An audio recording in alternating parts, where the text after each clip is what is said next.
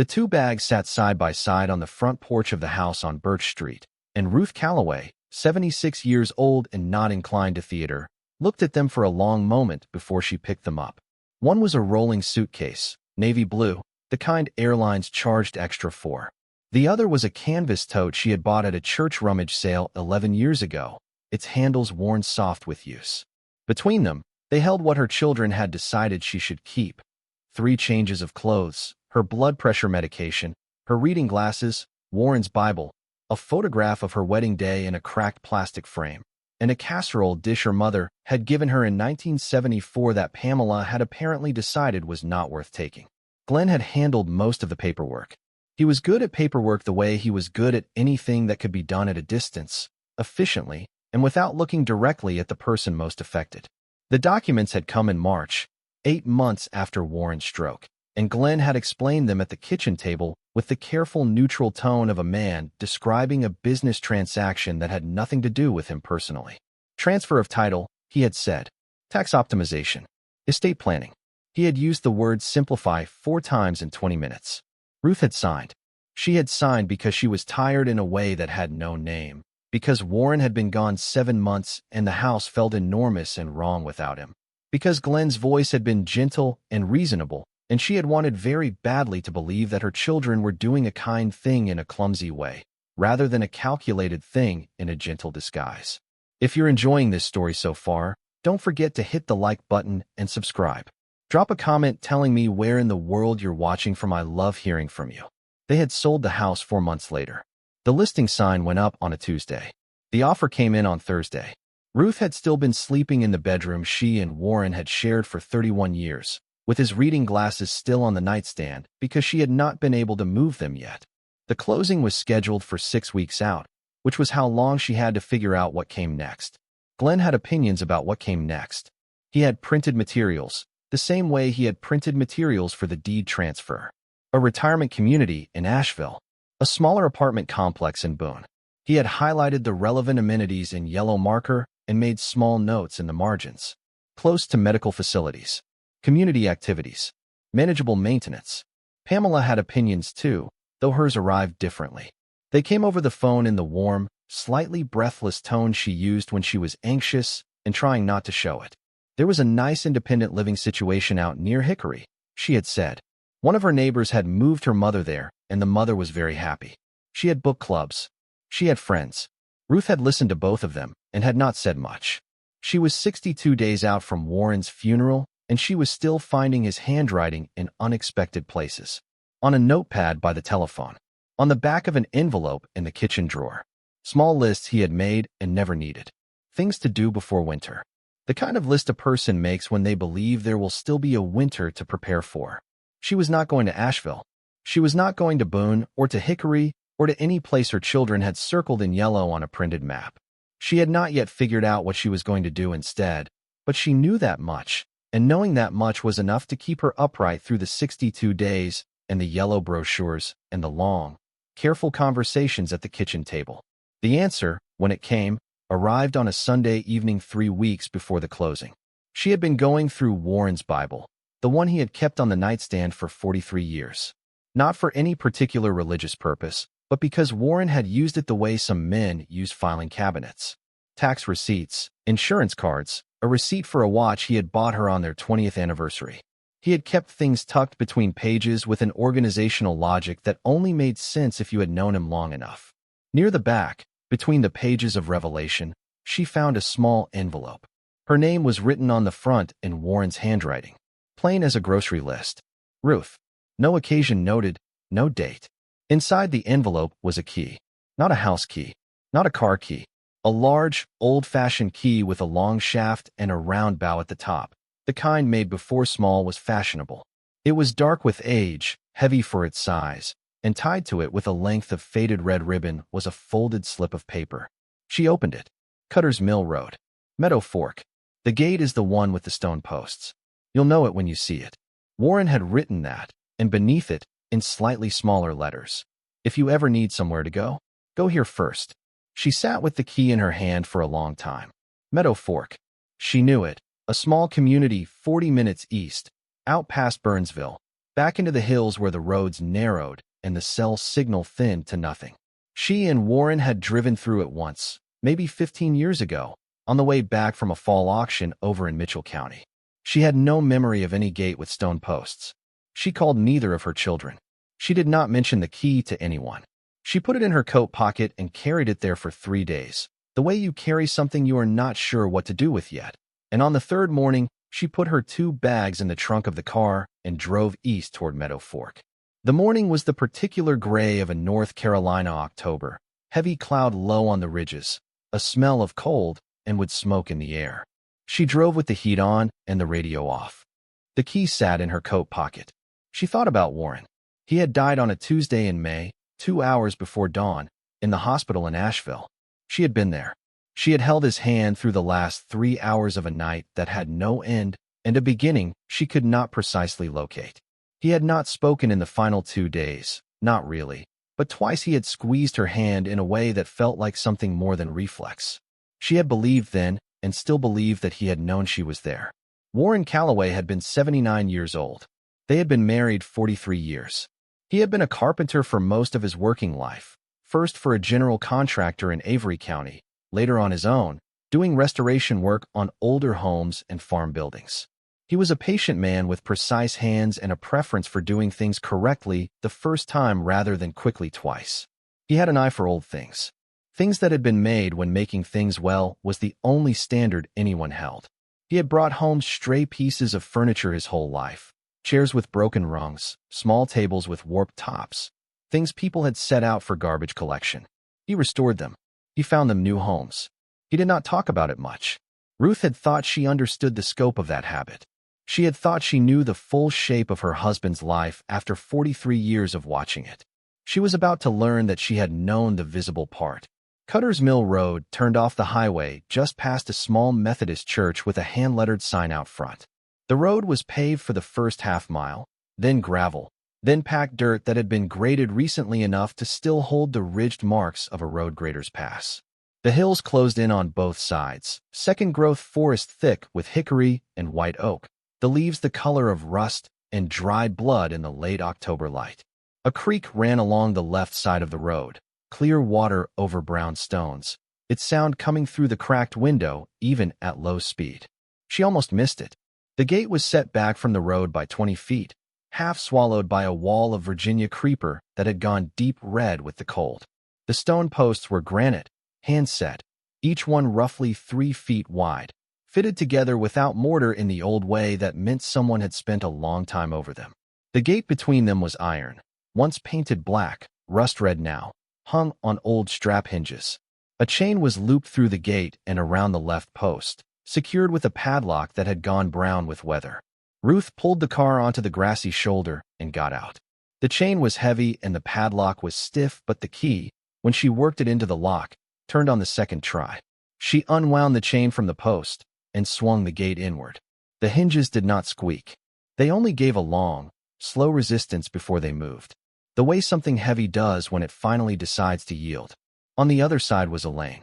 2 tire tracks in grass that had grown tall through summer and was now flattened and brown with frost. The lane curved through the trees and disappeared around a bend. She could not see what lay at the end of it. She got back in the car and drove through. The lane ran nearly 300 yards through the trees before the land opened into a clearing, and the clearing held a property that made Ruth stop the car and sit with both hands on the wheel and not move for a full minute. It was a stone cottage, the real thing. The walls were dry-laid field stone, the same gray-brown granite as the gate posts, thick enough that the window recesses sat deep in shadow even in the flat morning light. The roof was standing seam metal, gone from silver to the dull pewter of long weathering, but solid from the look of it. The porch was narrow and ran the full front of the house, its roof carried by squared wooden posts that had been replaced at some point, the wood noticeably newer than the stone around it. 3 windows faced the lane. Their glass was intact but coated with the film of a place that had been closed against the world for a long time. Behind the cottage, visible around its right corner, was a stone outbuilding, smaller than the cottage. Its heavy oak door was secured with a chain and a padlock that looked newer than anything else on the property. Beyond the outbuilding, a pasture that had gone back to scrub. Beyond that, the tree line of the ridge. To the left of the cottage, an old well with a wooden cover. A woodpile against the south wall, mostly rotted. A kitchen garden that had not been tended in years, its raised beds gone to goldenrod and Queen Anne's lace. The whole of it sat in a bowl of land ringed by ridges, and above the ridges the October sky had gone the deep blue-gray that comes before rain. A crow called from somewhere in the tree line. The wind moved through the dry grass with no particular purpose. Ruth got out of the car. The cottage door was unlocked. The inside smelled of cold stone and mouse and the dry, faintly sweet smell of a space that had been sealed against weather for a long time. The floor was wide plank chestnut, dark with age, solid underfoot. A fireplace dominated the front room, its hearth swept clean. A kitchen with a gas range and a deep porcelain sink. 2 small rooms off the main hall, both empty. A bathroom with a clawfoot tub and a toilet that still held water in the tank. She turned on the kitchen tap. After a few seconds of brown water, it ran clear. She stood in the kitchen of a cottage she had never been in before, on Cutter's Mill Road outside Meadow Fork, North Carolina, and tried to understand what Warren had done. The answer began to take shape when she found the folder on the kitchen table. Manila, rubber-banded shut. Her name on the front in his handwriting. Inside was a deed, issued in 1993 to Warren James Calloway. The property description read, 9 acres and improvements, situated on Cutter's Mill Road, Meadow Fork Township, Yancey County, North Carolina. The grantor was Harold Calloway, deceased. Warren's uncle, his father's older brother. Ruth had met Harold twice, at holiday gatherings in the early years of their marriage. A quiet man with large hands and a reputation for preferring his cattle to most conversation. He had died without a wife, without children, and Ruth had understood vaguely that Warren was a likely heir, but had never thought much about what that might mean.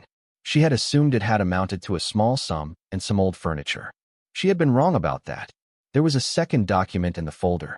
A single page on yellow legal pad paper, Warren's handwriting, dated March of the previous year, 2 months before his stroke. Ruth, if you found this, you found the key. Good.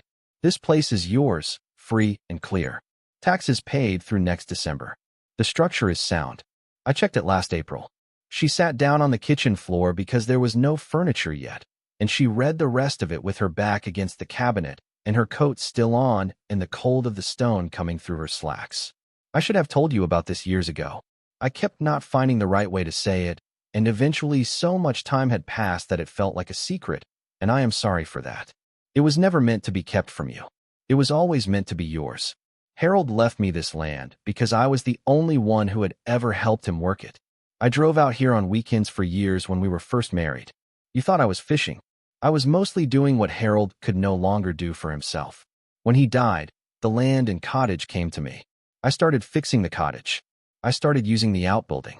I kept it separate because I did not want Glen or Pamela to know about it. You may think that was unjust of me. You may be right.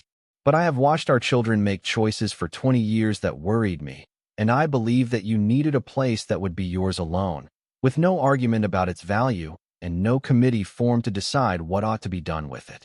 The outbuilding is locked. The gate key is on the red ribbon, as you know. There is a second key for the outbuilding padlock in the cookie tin on the kitchen shelf, the one with the Christmas pattern on the lid. Do not open the outbuilding yet. Get settled first. Get warm. There will be time. I love you, Ruth. I have loved you since the summer I came to fix the porch railing at your parents' house, and you brought me a glass of cold water without being asked, and said nothing, and went back inside. That was 1976. I have not stopped thinking about it once. The cookie tin was on the shelf above the counter, just where he said, green, with a snow scene on the lid, worn faint with years. Inside was a key, smaller than the gate key, a standard padlock key with a small paper tag on a loop of string. The tag said, Outbuilding. Whenever you're ready. Ruth held both keys in her palm and looked out the kitchen window at the outbuilding. The heavy oak door. The chain. The padlock that looked newer than everything else on the property, because Warren had replaced it at some point, keeping it sound, keeping it locked against the years. She put the outbuilding key back in the tin. She put the tin back on the shelf. She was not ready yet. He had said that, and he had known her well enough to say it correctly. She heard a truck on the lane before she heard the knock at the door. An old diesel, by the sound, approaching without hurry. She went to the front window and looked out and saw a battered green pickup stop behind her car. The man who climbed out was in his early 70s, tall and angular, wearing a barn coat and a wool cap. He stood at the bottom of the porch steps and raised one hand. Ruth opened the door. "Didn't mean to startle you," he said. His voice had the particular quiet of the mountains, low and unhurried. "Saw the gate standing open on my way down from the upper pasture and thought I ought to check. I'm Elmore Pate. I run the cattle operation on the other side of the ridge." "I'm Ruth Calloway," she said. "Warren's wife. He left me this place." Elmore looked at her with eyes the color of creek water, still and clear. He nodded once, the slow nod of a man confirming something he had already turned over in his own mind. "Warren passed in May," she said. "I heard," Elmore said, "from Ray Hensley down at the feed store." He paused. "I knew Warren from around. He came out here most weekends, spring through fall, sometimes winter. Kept to himself mostly, but we'd talk across the fence now and then. Good man." He looked at the cottage, then back at her. "You staying?" Ruth considered the question with the full weight it deserved. She thought about the yellow highlighted brochures. She thought about Pamela's voice on the phone. She thought about the 31 years in the house on Birch Street and the deed in her coat pocket with her husband's name on it, and the way the iron gate had swung open on hinges that had been waiting a long time to do exactly that. "I think so," she said. Elmore nodded. "The wood pile by the south wall is rotted through, but I've got cordwood stacked in my barn. I'll bring some over in the morning. The furnace takes oil, but there's an electric baseboard in the back bedroom that'll keep you warm tonight." He looked at her steadily. "You need anything after dark, you come down the ridge road to the third gate. Light'll be on." She thanked him, and he drove away, and she stood on the narrow porch and watched the taillights disappear into the trees. The light was going fast. The ridges to the west were dark already, the sky above them a bruised blue fading to black. The first star had appeared over the tree line to the east. Ruth went back inside and found the baseboard heater in the back bedroom. She found sheets in a cedar chest at the foot of the room, not hers, older, ironed and folded the old way, smelling of lavender. She found a wool blanket on the closet shelf. She made up the narrow bed and stood in the center of the room for a moment before she carried her 2 bags in from the car. She sat on the edge of the bed with Warren's Bible in her lap. She had opened it, without planning to the page where she had found the key. The words there were from the last chapter of Revelation, the ones about the river of life and the tree that bore fruit in every season. She had never thought much about that particular passage before. She thought about it now, in a stone cottage at the end of a lane on Cutter's Mill Road, with a key to a locked outbuilding sitting in a cookie tin on a kitchen shelf and 9 acres of North Carolina hill country surrounding her in the dark.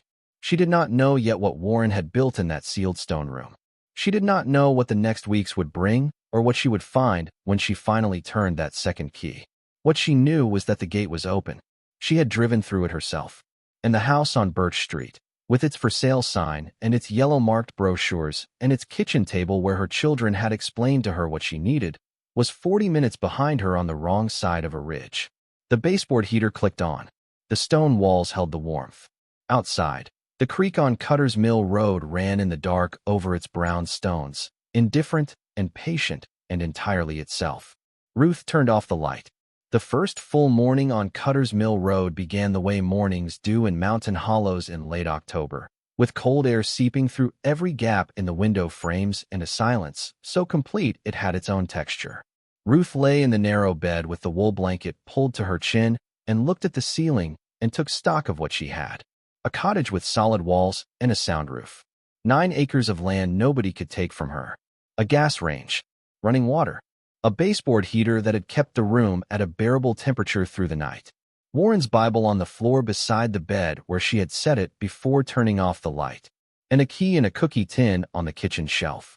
She got up and put on 2 layers in her coat and went to the kitchen and found that the gas range lit on the first try. She found a tin of coffee on a shelf above the range. A bag that had been there long enough to have gone stale, and made it anyway because there was nothing else, and because standing at the stove with a mug in her hands was a ritual she was not prepared to surrender. She stood at the kitchen window and looked at the outbuilding. The oak door. The chain.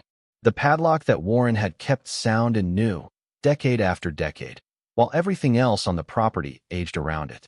She looked at it for a long time, and then she put it out of her mind. He had told her when. Elmore came at 7:30 with half a cord of split oak in the bed of his truck. He stacked it against the south wall without being asked, working with the efficient rhythm of a man who had done physical labor his whole life and saw no reason to make theater of it. When he finished, he accepted a cup of the stale coffee and stood on the porch and looked at the clearing. I used to see Warren's truck parked at the gate on Saturday mornings, he said. Regular as the weather, until about 2 years ago. Then less often. Once a month, maybe. Last time I saw it was November, the year before he passed. Ruth wrapped both hands around her mug. Did he ever say what he was doing out here? He said he had a project. Elmore turned the mug in his hands. Warren was the kind of man who used that word to mean something serious. I didn't press him on it. Did Harold? Ruth asked. Before he died? Elmore was quiet for a moment. Harold was a private man. More private than Warren, even. He ran this property for 50 years, kept it clean, paid his taxes, didn't bother anyone. When he died, I half expected the county to auction the land. Then Warren drove out one Saturday, and I understood it had stayed in the family. He looked at her. Harold thought highly of Warren. He told me once that Warren was the only person in 3 generations of Calloways who knew how to be still. Ruth held that thought for a moment. It was true. Warren had been the stillest person she had ever known, in the way that only certain people are, not passive, not absent, but genuinely undisturbed by the passing of time. He could sit in a chair for an hour with a piece of broken furniture across his knees and not look like a man who was wasting an afternoon. He looked like a man who was doing exactly what the afternoon required. After Elmore left, she drove the 4 miles into Meadow Fork and bought what she needed from the small grocery on the main road. The woman at the register was 60-something with close-cropped gray hair and the kind of forthright attention that people in small communities either have naturally or develop out of necessity. You're staying out at the Calloway place, she said. It was not a question. Word travels fast, Ruth said. The woman smiled. Elmore Pate was in here yesterday afternoon. He said Warren Calloway's widow had come to the old Harold property and seemed like she intended to stay. She extended her hand. I'm Mabel Crow. I run the post office. I also run this register 3 mornings a week because Donnie Farrell, who owns this store, cannot be trusted with the receipt tape. Ruth shook her hand. I knew Harold, Mabel said. Not well, but enough. He used to come in for tobacco and the weekly paper. Quiet man. She began scanning the groceries without looking down at them, a habit of long practice. He thought something of that land, though. I remember once, a few years before he died, he said to me that there were only 2 kinds of property in the world. Property a man owned and property that owned a man back. He said Cutter's Mill Road was the second kind. Ruth drove back to the cottage through the curving roads with Mabel's words sitting beside her on the passenger seat the way Warren's note had sat there the day before. Property that owned a man back. In the days that followed, she cleaned the cottage room by room, working methodically the way she had always worked, from the top of each room down, so that what she disturbed fell onto surfaces she had not yet reached. She found things as she went. A pair of Warren's work gloves in the back of the hall closet. A handwritten note in the kitchen cabinet that listed the propane company's phone number and the date of the last service call, March of that year, 6 weeks before the stroke. He had been out here in March. He had been making sure everything was in order. She found a framed photograph on the shelf inside the bedroom closet, set there and apparently forgotten or perhaps placed there deliberately. It was a black and white print, the paper gone yellow at the edges. A man standing in front of the cottage, the stone walls visible behind him, the porch with its original posts. The man was perhaps 50, lean and straight-backed, wearing work clothes. On the back of the frame, in handwriting she did not recognize, were the words, Harold, Spring 1971. She set the photograph on the kitchen windowsill. Glen called on the 4th day. He called twice in the same morning, which meant he had something to say and had been building towards saying it. She let the first call go to voicemail and listened to it standing in the kitchen. Just checking in, his voice said, carefully normal. I wanted to make sure you were okay. Give me a call when you get a chance. She called him back. Where are you? He said, before anything else. I'm in Yancey County. She kept her voice level. I'm staying on a piece of property your father owned. A short silence. Dad didn't own any property. He did, she said. He left it to me. There's a deed. Another silence, longer. What kind of property? A cottage. 9 acres. In Yancey County. Glen said it the way he said things he was filing for later examination. The careful repetition of a man storing details. That sounds like something we should probably have a lawyer look at, to make sure it was done correctly, that it's not going to create complications for you. Your father's deed is 30 years old, Ruth said. There are no complications. Mom, I'm trying to help you manage this. I know you are, and I appreciate it. But I have what I need right now, and I'll be in touch. She kept it at that. She did not tell him about the outbuilding. Pamela called the following evening, and her call was different in tone, but not in substance. Pamela's version of the same concern came wrapped in softer language and a more obvious anxiety. Are you warm enough? Is the plumbing working? A cottage in Yancey County in November. Mama, that's not going to be easy. What if you need a doctor? What if the heat fails? What if there's ice on the roads? Ruth answered each question simply, and then said good night and hung up, and stood in the kitchen in the silence that followed and thought about what it meant that neither of her children had thought to ask. What did Dad leave you? What's there? They had asked about the legal and the practical. They had not asked about the place itself, about the property their father had quietly paid taxes on for 30 years, about what he had been doing out here on those Saturday mornings. The question did not seem to have occurred to them, and the fact that it had not told her something she had been circling for weeks without wanting to name. They had assumed it amounted to nothing, the same way they had assumed the house on Birch Street was the whole of what their parents had. The same way Glen had said, flatly, and without cruelty, and without bothering to lower his voice, that an old man's property was not worth pouring money into. They had made their calculations, and their calculations had not left room for the possibility that Warren Calloway, carpenter, had been doing something for 30 years that none of them had understood. If you're hooked on this story, make sure to subscribe and turn on notifications so you never miss an upload. Your support means everything and helps me bring you more emotional stories like this one. 2 weeks passed. Ruth settled into the rhythm of the cottage the way you settle into a new chair, gradually and with small adjustments. She drove into Meadow Fork most mornings. She talked to Mabel Crow at the post office and to Ray Hensley at the feed store, who had a long and detailed memory for local history and was glad to share it with anyone who asked the right questions. Ray had known both Harold Calloway and Warren. He had sold Warren fence posts and work gloves and linseed oil over a span of 15 years. Linseed oil, Ruth said, on her third visit. What was he using linseed oil for? Ray folded his arms on the counter the way men do when they are about to be specific about something. He bought it by the gallon, about twice a year. Same with beeswax. Same with a particular kind of fine steel wool I have to order special because nobody else around here uses it. He paused. That's the kind of thing you use on wood. Old wood. When you want to clean it and condition it and get it to a certain finish without stripping anything off it that doesn't need to come off. Ruth held the edge of the counter. What kind of wood? Ray looked at her over his reading glasses with the steady patience of a man who had been answering questions for 40 years without hurrying. The good kind, he said. The old kind. Warren knew the difference. She drove back to the cottage with the windows down, even in the November cold, the air coming off the ridges with the smell of frost and evergreen, and the creek running low beside the road. She turned up the lane and through the open gate, and she parked in front of the cottage and sat behind the wheel for a long time looking at the outbuilding. 28 days had passed since she had first driven through the gate. She had cleaned the cottage and stacked the firewood and met the people of Meadow Fork and read Warren's letter 4 times and the deed twice, and she had done all of this without touching the cookie tin again or the key inside it. She reached across to the passenger seat and picked up her coat and put her hand in the pocket and took out the outbuilding key. She had moved it there a week ago without quite deciding to. It had been sitting against her ribs every morning since. She walked across the pasture. The grass was stiff with frost and broke under her boots with a sound like paper. The sky was pale gray, the light even and shadowless, the kind of light that makes distances hard to read.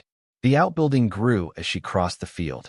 She could see the detail of its stonework now, the same hand-set granite as the cottage and the gate posts. The same person had built all 3, at different times, with the same unhurried standard of work. The oak door was old, but the wood was sound. The chain was free of significant rust.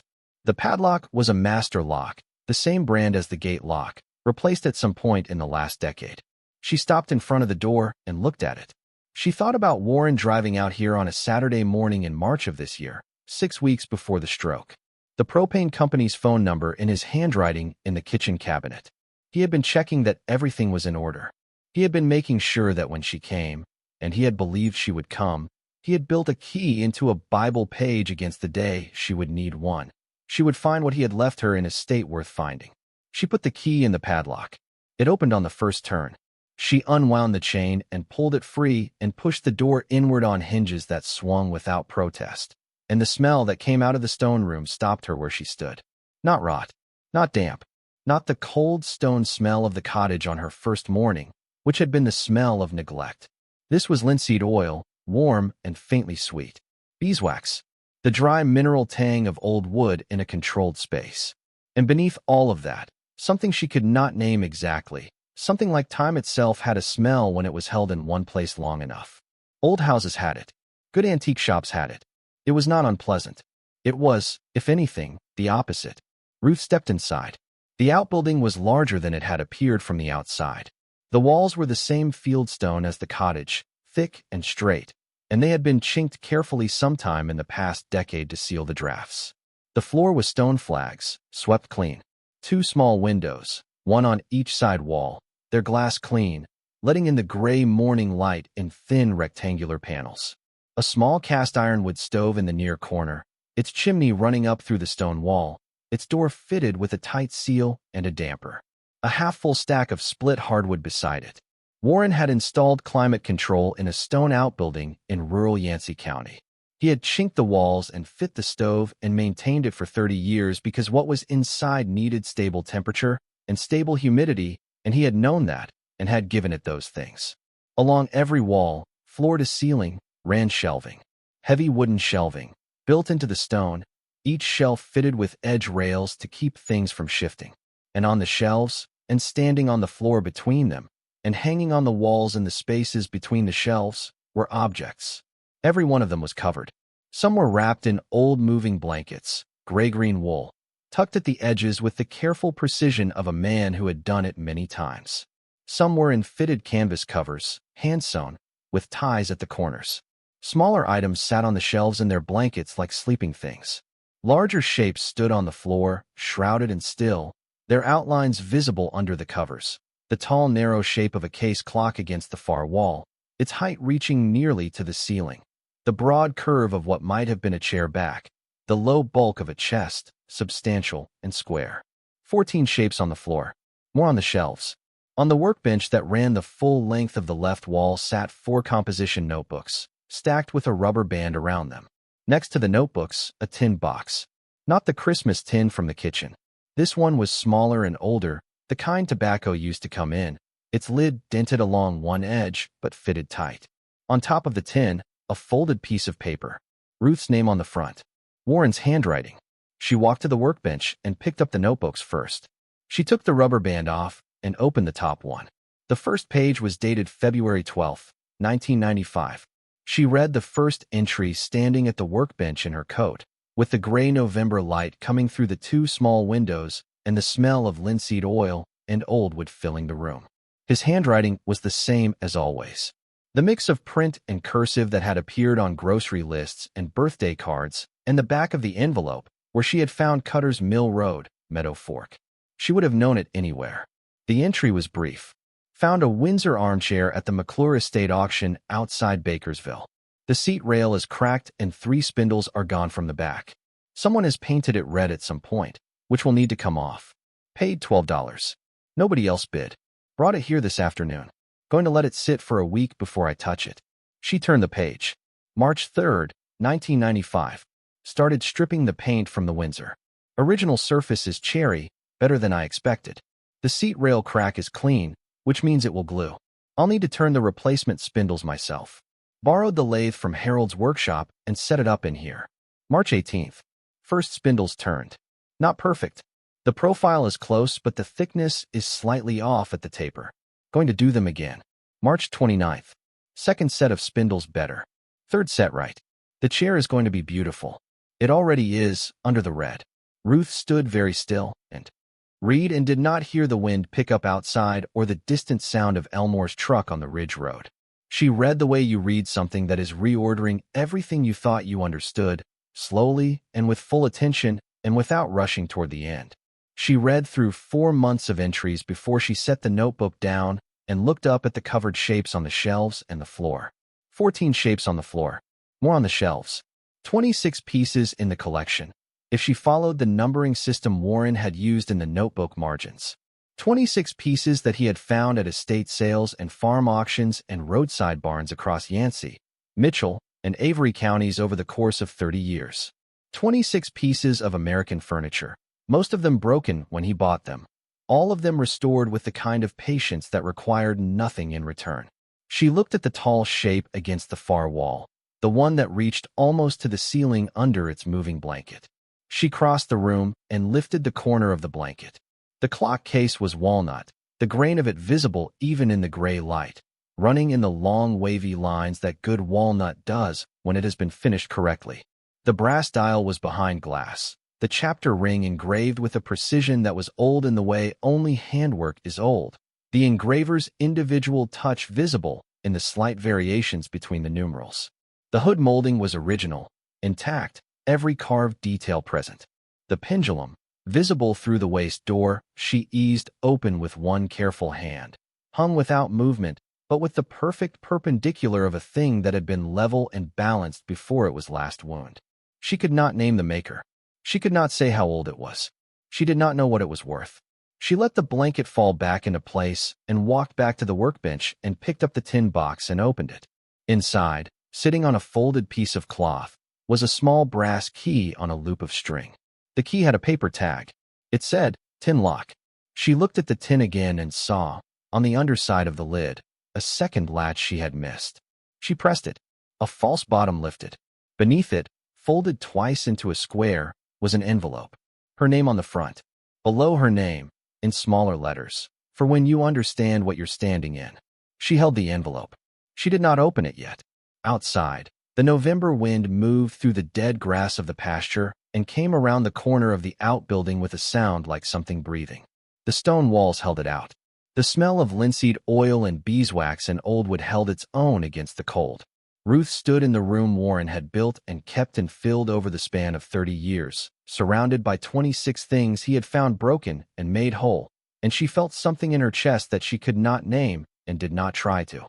Some weight that had been accumulating since March of the previous year, since the kitchen table and the deed transfer and the 2 bags on the porch of the house on Birch Street, beginning slowly to change its shape. Not to lift. Not yet. To change. She went to the stove and opened the damper and built a small fire with the split wood stacked beside it. She sat on the low stool at the workbench and put the envelope in her coat pocket and picked up the first composition notebook again. She had 26 covered shapes to understand. For notebooks full of her husband's thinking. And outside, 9 acres of North Carolina hill country going blue with the afternoon shadow, and a gate at the end of the lane that was open now and would stay open. She started from the beginning. She read through all 4 notebooks over the course of 2 days. She kept the fire going in the small cast-iron stove and sat on the stool at Warren's workbench and read in the order he had written, from the McClure Windsor chair in February of 1995 to the final entry he had made 14 months before he died. She got up only to add wood to the stove or to walk back to the cottage for food or sleep, and even the sleep felt thin, the way sleep does when your mind is working on something that will not wait for morning. The notebooks were not a diary in any conventional sense. Warren had not recorded his feelings or the weather or the events of the world outside Cutter's Mill Road. What he had recorded was the work. Each piece had its own section, its own dates, its own meticulous accounting of what he had found and what condition it was in and what it had taken to bring it back. He wrote about wood grain the way some people write about music, with a precision and a feeling that ran underneath the technical language like current under still water. He wrote about a crack in a chair rail and the angle of the light required to see it properly. He wrote about the patience required to strip layers of old paint without destroying what lay beneath. He wrote about failure, the spindles he had turned 3 times before they were right, the stain he had mixed wrong on the blanket chest and had to correct over the course of a week. He also wrote about where each piece had come from. Most of them had been bought at estate sales and farm auctions across 3 counties for amounts that made Ruth's chest tighten when she read them. The tall walnut clock from a barn clearing in Mitchell County, $22. A Chippendale secretary desk in mahogany, found at a deceased farmer's estate near Spruce Pine. The surface buried under 40 years of paint and contact paper, purchased for $35 because nobody in the room had looked past the surface. A set of 6 ladder-back chairs in maple, all with their original woven tape seats intact beneath canvas slip covers someone had put on in the 1950s and never removed, bought for $8 at a roadside sale outside Burnsville. A painted Pennsylvania Dutch blanket chest in pine, its original blue flowers still visible under the grime, $11 at a church auction in Cane River. 30 years, 26 pieces, an average of less than $1 a year in acquisition costs against an accumulation of hours and patience and skill that could not be converted into any number that felt sufficient. In the 4th notebook, near the end, Warren had done his own accounting, not of what he had paid, of what he believed the collection was worth. He had researched comparable pieces at auction, had corresponded over the years with 2 furniture dealers whose names appeared in the notebook margins, and had made conservative estimates beside each piece. He was careful to note that he was not a professional appraiser. He was also, she was learning, a man who had spent 30 years studying exactly this subject, and his estimates did not read like guesses. The total at the bottom of the page was written in pencil, then traced over in pen. His final number, after revising it twice in the months before his stroke, between $190,000 and $240,000. Ruth sat with that number for a long time. She thought about the house on Birch Street, the deed transfer, the tax optimization, the retirement community brochure with the swimming pool and the dining room that looked like a hotel. She thought about Glenn saying, plainly and without cruelty, that it would be smarter to sell. She thought about Pamela's voice on the phone, warm and slightly breathless, asking about book clubs and friends. She thought about Warren at a farm auction in Mitchell County, sitting in the back row, paying $22 for a walnut clock nobody else had stopped to look at. Then she opened the envelope. The letter inside was 3 pages, written on the yellow legal pad paper Warren had used for everything, his handwriting slightly more deliberate than usual, the way it got when he was writing something he wanted to get right on the first try. Ruth, it began. If you're reading this, you've spent time with the notebooks. Good. Now you know the shape of it. Now I want to tell you the rest. I started this in 1995 because I found a chair at an auction for $12 that should have cost $1,000, and I understood what I was looking at. There are things in the world that have been set aside not because they are finished, but because the people setting them aside do not know what they still are. I knew how to restore broken things. I had the time and the patience and the land, and I had a reason. The reason was you. I am not a man who says difficult things easily. You know that about me, and you have been generous about it for 43 years. So let me say the difficult thing now, while I still can, without you watching my face. I was afraid for you. Not in the ordinary way a husband is afraid, not the fear of illness or accident. A different fear. I watched our children grow into adults, and I saw in them something that worried me, a way of measuring everything, including people, by what it cost and what it returned. I do not think they are bad people. I think they learned that way of measuring from a world that rewards it, and they learned it well. But I knew that when I was gone, that measuring would turn on you, on your age, your needs, your house, your land, on everything we built together and everything you were owed. I could not say this out loud. Saying it would have required me to say things about our children that I did not want to say, and would have put you in the middle of something that was mine to carry. So I carried it here, into this room, into these pieces. Everything in this outbuilding is yours alone, held in a trust one established in 2003 with Rupert Gaines, an attorney in Burnsville. His number is on the inside cover of the 4th notebook. The trust converted to irrevocable the day I died. Glen and Pamela have no legal claim to any of it. None. That is not an accident.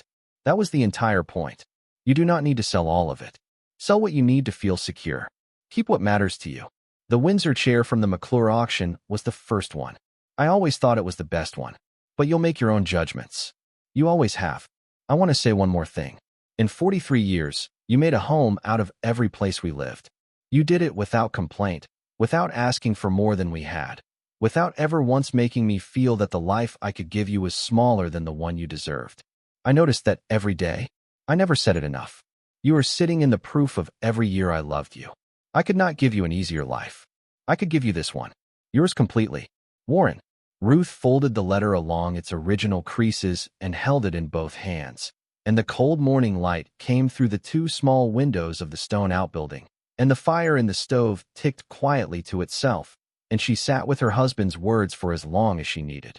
Then she opened the fourth notebook to the inside front cover, where he had written the name and phone number of Rupert Gaines, attorney, Burnsville, North Carolina. She made 2 calls that afternoon.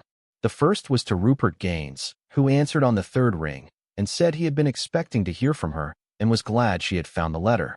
He confirmed everything Warren had written. The trust was irrevocable, properly filed, and airtight. The collection and the land were Ruth's alone, with no avenue for challenge. When she mentioned Glen and Pamela, Rupert's voice was matter-of-fact in the way that lawyers are when they have already considered and dismissed a concern. "Your husband was thorough," he said. "He asked me several times over the years whether the trust could be contested, and I gave him the same answer each time. Not successfully." The second call was harder to make, because she did not know who to call. She sat at the kitchen table in the cottage with the fourth notebook open in front of her and read down Warren's final pages until she found what she was looking for. A name in the margin beside his estimate for the Chippendale secretary desk. Diana Voss, Asheville, knows pre-federal American furniture better than anyone in the region. Honest. She came to the Hendersonville estate sale in 2017 and told the dealer his Hepplewhite was a reproduction, which it was, and he didn't thank her for it, which tells you something about both of them. Ruth looked up Diana Voss's number online and called her that same evening. She explained what she had, as clearly as she could. Her late husband, a self-taught carpenter and restorer, had assembled a collection of 26 pieces of American furniture over 30 years in a stone outbuilding in Yancey County. He had kept meticulous notebooks. He had done his own preliminary valuations. She needed a professional appraisal. There was a pause on the other end of the line. "Self-taught, you said." Diana Voss's voice was precise and direct. The voice of a woman who had spent decades in rooms full of people who were performing expertise rather than practicing it, and had learned to tell the difference. And he kept records of his process? For composition notebooks, Ruth said. Acquisition dates, condition notes, step-by-step restoration logs. He cross-referenced auction results for comparables going back 25 years. Another pause. "I can be there Friday," Diana said, "if Friday works for you. I'll bring my own lighting." Diana Voss arrived at 10 in the morning in a white Subaru wagon with a cargo area full of equipment cases. She was in her late 50s, compact and unhurried, with silver-streaked hair and the kind of steady hands that come from decades of handling things that do not forgive carelessness. She shook Ruth's hand at the cottage door and said she had looked up several auction results on the drive over and had some preliminary thoughts, but that she preferred to see the pieces before she said anything definitive. Ruth walked her across the pasture and unlocked the outbuilding door. Diana stepped inside and stopped. She stood in the doorway for a full minute without moving, her eyes traveling across the covered shapes on the floor and the shelves, the stove, the workbench, the notebooks still stacked where Ruth had left them. Then she walked to the nearest shelf and lifted the corner of a canvas cover and looked at what was underneath for a long time without touching it. "What was he before this?" she asked. "A carpenter," Ruth said. "Restoration work on old houses. Before that, general construction." Diana set the cover back. "No formal training in furniture conservation? Library books. Letters to conservators. His own trial and error." Diana was quiet for a moment. Then she went to the workbench and picked up the first notebook and opened it. She read standing up, the way she had looked at the piece on the shelf, with the full attention of someone who is checking their own instincts against what the evidence says. She read for perhaps 10 minutes. "All right," she said. "Give me the morning." Ruth went back to the cottage and put the kettle on and sat at the kitchen table and looked at Harold's photograph on the windowsill and waited. She was not, she found, afraid of what Diana would say. She had read the notebooks. She had lifted the corner of the walnut clock's blanket and seen what lay under it. She had some sense of what was coming. What she was doing was something closer to sitting very still before a large thing finally arrived. Diana came to the cottage at 12:30 with her legal pad covered in handwriting and a camera with what looked like several hundred photographs on it. She sat down across the table and put the legal pad between them and looked at Ruth with the direct, unceremonious manner of a woman who saw no benefit in softening accurate information. I want to be straightforward with you, she said. I have been appraising American antique furniture for 31 years. I have worked estate sales in 12 states, and I have consulted for 4 regional auction houses and 2 museum collections. What is in that outbuilding is not what I expected to find at the end of a lane in Yancey County. Tell me the numbers, Ruth said. Diana nodded. She turned the legal pad so Ruth could read the columns she had drawn. 2 of them. Conservative and current market estimate. The tall case clock, she began. Pennsylvania origin, circa 1790, 8-day movement, original brass works. The case is walnut with the original finials intact, which is rare. The restoration is museum quality. I mean that precisely. I have seen pieces in the American wing at the Met in worse condition than this clock. Conservative auction estimate, $32,000. Private sale to the right collector, $38 to $42. Ruth wrote the number on the back of an envelope. The Chippendale secretary desk. Diana's voice did not change register, but something sharpened in it. Mahogany, circa 1775, Philadelphia School. The blocking on the lower case is original and intact. Your husband stripped 40 years of paint and contact paper off this piece without damaging the surface. That is not a small thing. That is an extraordinary thing. The brass hardware is original throughout. At the right auction house, with proper provenance documentation, which those notebooks provide, this piece brings $60,000 to $75,000, possibly higher. The Philadelphia Chippendale market is strong right now, and pieces in this condition do not appear often. Ruth set her pen down for a moment. The set of 6 ladderback chairs. Diana continued down the list without pausing. New England origin, circa 1810, maple, original woven tape seats confirmed intact under the canvas covers. Full set, original condition, fully restored. $20,000 to $26,000 for the group. The Pennsylvania Dutch blanket chest, pine, circa 1820, original polychrome decoration fully intact under the grime your husband removed. Documented provenance through his acquisition notes. $18,000 to $23,000. She kept going. The cherry Pembroke table. The corner cupboard in pine, a carved mirror frame in gilt that had been hanging on the back wall under a canvas cover and that Ruth had not seen yet. A set of 3 candle stands in birch, a small writing desk in tiger maple that Warren had acquired from a church basement in 1999 for $7. When Diana finished, she turned the legal pad back and wrote a number at the bottom. Then she slid it across the table. Conservative total, $187,000. Current market optimistic, $251,000. Ruth looked at the number. She thought about Warren at a barn clearing in Mitchell County, age 49, paying $22 for a clock that nobody else had looked at. She thought about 30 years of Saturday mornings, of linseed oil and beeswax and steel wool bought by the gallon from Ray Hensley's feed store. She thought about the trust documents filed carefully with Rupert Gaines in Burnsville, the name and number written on the inside cover of the 4th notebook. He knew, she said quietly. Diana looked at her. His final estimates in the notebooks were conservative by habit, she said. But yes, he knew what he had built.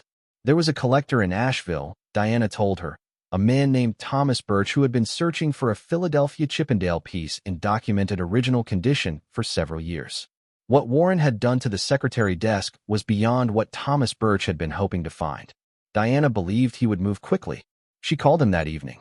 He drove out the following Saturday and stood in front of the secretary desk for 35 minutes before he said a word. When he spoke, it was to Ruth, not to Diana. Your husband, he said. How did he know what this was when he bought it? He knew what things were under what they'd been turned into, Ruth said. Thomas Birch looked at her for a moment. Then he looked back at the desk. He made her an offer, $54,000. Wire transfer within 48 hours, transportation arranged and paid by him. He was not trying to take advantage of her situation, he said. He was fair. Diana confirmed it. Ruth signed.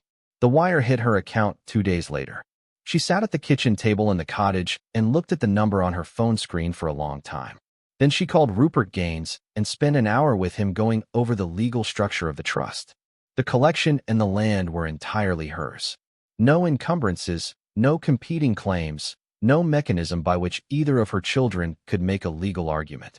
The trust documents were clear and had been clear since 2003. Rupert walked her through each clause with the patience of a man who had prepared them with exactly this conversation in mind. Warren had been thorough.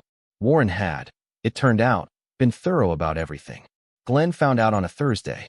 He had called twice in the 2 weeks since her conversation with him about the property, and she had answered both times and said little. She was fine. She was settled. She did not need anything. On the Thursday, he drove out to Cutter's Mill Road without calling first. She heard his car on the lane and went to the porch. He parked behind her car and got out and stood in the clearing looking at the cottage and the outbuilding with the particular expression of a man recalibrating a situation he had already decided he understood. He came up the porch steps. She held the door open and let him in. They sat at the kitchen table. The cottage was clean and warm by then.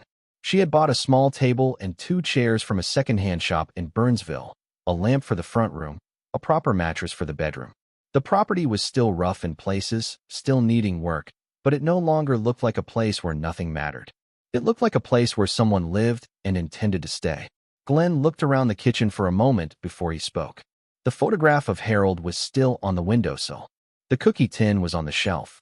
The 4th notebook was on the table because Ruth had been reading it again that morning. "I drove out because I wanted to see where you were," he said. He kept his voice careful and even. His voice, when he was working to keep it that way, sounded the way his father's had not. "I'm glad you're settled. I want you to know that." "Thank you for coming," Ruth said. He looked at the notebook on the table. "Is that what I think it is? Your handwriting isn't like that." "It was your father's," she said. Glen looked at it for a moment. Then he looked at her. "Mom, what is all of this?" She told him. She told him clearly and without embellishment, the way she had always found it easiest to say difficult things. Warren had owned this land since 1993. He had been building a collection of antique furniture in the stone outbuilding for 30 years. He had kept full records. He had established a legal trust. The collection was appraised at between $187,000 and $251,000. A single piece had already sold for $54,000. Glen did not speak for a long time. When he finally did, he said, "He never said a word." "No," Ruth said. "He didn't." She watched her son's face and saw the arithmetic happening, the same fast and involuntary arithmetic that Glen applied to everything. She had watched him do it his whole life, and she had watched his father watch him do it, and she had never said the thing she now understood, that Warren had watched it too, for decades, and had made his decision accordingly. Not in anger, not in judgment, simply in the clear-eyed way of a man who understood what he was looking at and planned for what it meant. $54,000 from one piece, Glen said. "What's the rest of it worth?" "The rest of it is mine," Ruth said. "The whole of it is mine. Your father made sure of that." Glen was quiet again. The silence had a different quality than the earlier silence, less calculating, more interior. He picked up the 4th notebook from the table and looked at the cover without opening it. "He used to come out here every weekend," Ruth said, "when you and Pamela were teenagers. I thought he was fishing." Glen set the notebook down. He put both hands flat on the table and looked at them for a moment. "I sold your house," he said. "Our family home. For split proceeds." "I know." He looked up. "I thought I was being practical." He did not say it defensively. He said it the way a person names what they did when they have finished telling themselves it was something else. "I know you did," Ruth said. Glen's jaw moved. Then he said, quietly and without preparation, "I'm sorry, Mom. I am genuinely sorry. Not for any legal or financial reason. Because I decided without asking. Because I decided what you needed and what Dad had left behind and what this family had, and I decided it all from a distance, and I was wrong about every part of it." Ruth looked at her son. The anger she had carried since March was not gone. It had not dissolved or been forgiven away. It had changed shape, the way things do when enough time passes and enough truth comes out to put the shape of a thing into context. Glen was not a villain. He was a man who had learned to move through the world at speed, and speed had made him careless, and careless had cost her something real. She was not going to tell him it was fine. It had not been fine. But she was also sitting in the kitchen of a stone cottage on 9 acres that her husband had kept safe for her for 30 years, with $54,000 in her account and a collection on the other side of the pasture that no one could take. And the window behind her showed the ridge going gold with late afternoon sun, and the creek on Cutter's Mill Road was running clear over its brown stones. And she was 76 years old, and she was not going anywhere. She said, "Come and see what he built. Come see the whole of it. And then come back in the spring, when the pasture is green and the weather is right. Bring your family." Glen stood up slowly. He followed her across the pasture in the November cold without speaking. And when Ruth unlocked the outbuilding door and swung it open, he stepped inside and stopped. He stood in the center of the stone room and looked at the covered shapes on the shelves and the floor, at the workbench with its notebooks, at the small stove and the clean windows, and the smell of linseed oil and beeswax and old wood that Warren had kept alive in this place for 3 decades. He did not speak for a long time. Ruth did not fill the silence. She walked to the shelf nearest the door and lifted the corner of a canvas cover. The Windsor chair underneath was cherry, its spindles turned and fitted with a precision that was almost unreasonable for a man who had taught himself how to do it. The seat rail, once cracked, showed no seam. The surface was smooth and even and exactly the color of old cherry wood in good condition, warm red going to brown. "That's the first one," Ruth said. He paid $12 for it at a farm auction in 1995. He turned the replacement spindles 3 times before they were right. Glen looked at the chair for a long moment. "He would have done that," he said finally. His voice had gone somewhere quieter than usual. "He would have done them over until they were right." That was exactly him. "Yes," Ruth said. It was exactly him. The following spring, Diana Voss arranged a selective auction through a gallery in Asheville. Ruth sold 14 of the 26 pieces, including the tall case clock, the set of ladder-back chairs, the blanket chest, and several of the smaller items. She kept the Chippendale secretary desk because Thomas Birch had already bought it, and it was gone. She kept the Windsor chair. She kept the tiger maple writing desk and the gilt mirror, and 4 other pieces she had decided, after weeks with the notebooks, were too close to Warren to part with. The auction brought in $112,000. Combined with the proceeds from Thomas Birch, she had $166,000. She paid off the property taxes, brought the cottage up to a proper standard of maintenance, had the well inspected and the septic serviced and the roof checked by a man in Burnsville who told her it would last another 30 years with one small repair at the south end. She bought a truck because the roads to Cutter's Mill Road demanded one. She had $81,000 left over, sitting in an account that nobody could argue about. Pamela came in March, alone, without calling first, which Ruth took as a meaningful choice. She stood at the gate for a moment before she drove through, and when she got out of her car in the clearing and looked at the cottage and the pasture and the ridge beyond, her face did something that Ruth had not seen it do in years. She looked like someone who had gotten something wrong and knew it without being told. They walked through the outbuilding together. Pamela stood in front of the Windsor chair for a long time and did not speak. On the way back across the pasture, she said, "He was out here every weekend when we were teenagers, and I thought he'd just like to be away from us." Ruth considered how to answer that. "Maybe," she said, "he liked to be in a place that was building towards something." Pamela looked at her. Then she said, "Mom, I want to come back. Not to help manage anything. Not to have a conversation about what you should do with any of this. Just to come back. To see it in different seasons." "Then come back," Ruth said. By the time the second summer arrived on Cutter's Mill Road, the pasture had been fenced for Elmore's cattle, which he ran on her land in exchange for maintaining the fence line, an arrangement that suited them both. The kitchen garden had been cleared and replanted. The porch posts had been replaced with new ones that matched the stone. The outbuildings remaining. 12 pieces stood in their covered places on their shelves, and the workbench held Warren's 4 notebooks in a flat archival case that Mabel Crow had found online and ordered for her without being asked. Ruth sat on the porch one evening in late June with a glass of water and watched the light go off the ridge to the west. The creek was audible from the porch on still evenings. The pasture was green, and the horses Elmore had let her keep in the lower field were standing in the long shadow of the tree line. Harold's photograph was still on the kitchen windowsill, visible through the open door. She thought about Warren, age 49, standing at the gate on a Saturday morning in 1995 with a $12 Windsor chair in the bed of his truck. Unlocking the padlock. Driving through. Closing the gate behind him. 30 years of Saturdays. 30 years of arriving at a place nobody knew about and doing work that required every good thing in him. She had been in the cottage 4 miles away thinking he was fishing, and he had been in a stone room conditioning old wood and turning spindles and documenting each step in a composition notebook, building something that he would not be alive to see used, because the point of it was never his use of it. The point was the open gate. She sat on the porch until the last of the light was gone and the first fireflies appeared over the pasture, moving low in the blue dark. The creek ran in the hollow below. The ridge held its shape against the sky. She was 77 years old. She was sitting on land nobody could take from her in a house her husband had kept sound for 30 years so that she would have somewhere to go if she needed somewhere to go. She had needed somewhere to go. She had found it. The 2 bags were in the closet in the back bedroom. She had not unpacked everything yet, and she had stopped being embarrassed about that. Some unpacking took longer than others. Some of it required the right season to complete. She was in no hurry. The gate was open. The notebooks were on the workbench. The Windsor chair was on the other side of the pasture on its shelf in a stone room that smelled of linseed oil and beeswax and 30 years of a man doing the work without needing to be seen doing it. She could hear the creek.